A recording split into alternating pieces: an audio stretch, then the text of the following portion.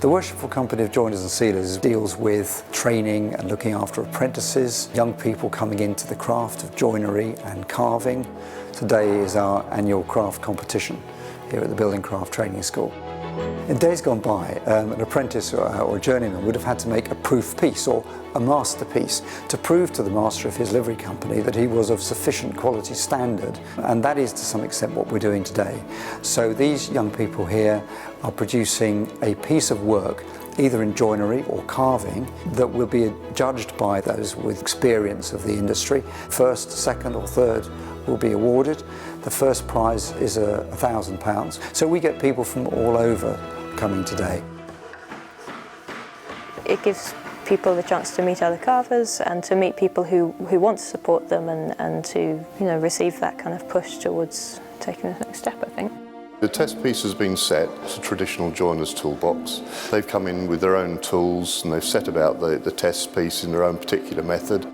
With carving, it's very individual.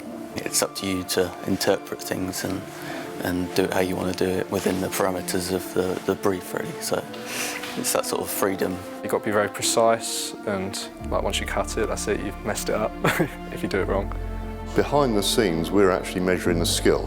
We're measuring their techniques, their jointing, their health and safety, but we can actually work through the youngsters and see who are the best and award the prizes accordingly.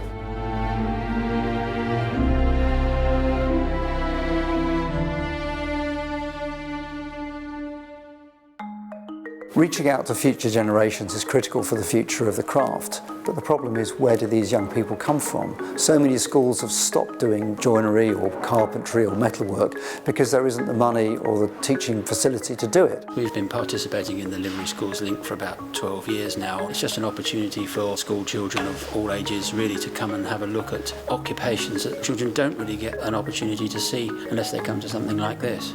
I've learned different ways to craft a frame, different joints that go together in crafting wood. It kind of inspired me to think of my future a bit more. I learned how to put pieces together which I thought wouldn't fit together, and how they will get stuck with different types of glue. We had 4 pieces of wood and they all had glue on them. We had to stick it together to make the frame. Yeah. And then we put it in this machine which tightened it together. So it's very important for us because that's really our foundation, is to encourage the craft. People coming here today can have a chance at assembling a little frame, and without skilled people in crafts and training, we're going to have a lot of problems in building trade and in construction. So the Worshipful Company of Joiners and Ceilers goes back to 1275, we think. And originally we were set up to regulate the trade of joinery, but also looked after members of the company who fell on hard times, and also set standards. So if you like, the 3 S's, the skills, the standards and the social responsibility. The painting depicts the Court of Assistants of the Worshipful Company of Joiners and Ceilers reviewing the plans for the building of the new Joiners' Hall after the original Joiners went down in the Great Fire of London in 1666. It gives us a link to our past. We're following in the footsteps of many, many joiners and sealers who've met since the 15th century.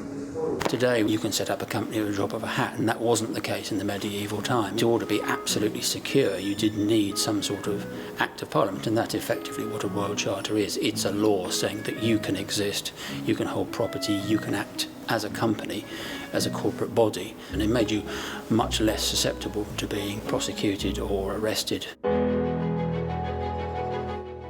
Well, the future for these apprentices is bright. There will always be work for them. We have members who are involved in work in the Tower of London, Westminster Abbey, St Paul's Cathedral. As a woman getting into wood carving, it's just all about attitude, and as long as you're willing, then there's nothing that stops you. The most challenging thing was getting really nice lines following through a lot of the shapes, flowing curves, and I think that was what really set the first and second prizes apart from the rest. To be the winner, I'm over the moon really. I didn't expect it. I'll definitely add another string to my bow and something to put on my CV.